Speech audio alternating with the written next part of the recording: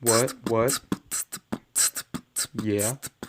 For centuries, people have been driving airplanes. Airplanes are basically giant metal cars that fly in the sky like birds. People who drive these are called captains.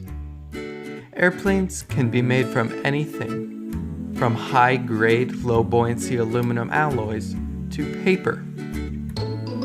Airplanes have many uses. One of their uses is housing the homeless.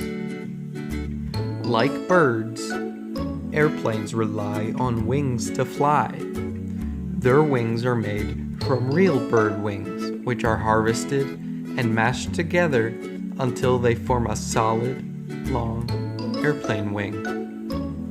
The long trails that airplanes leave behind them are called clouds.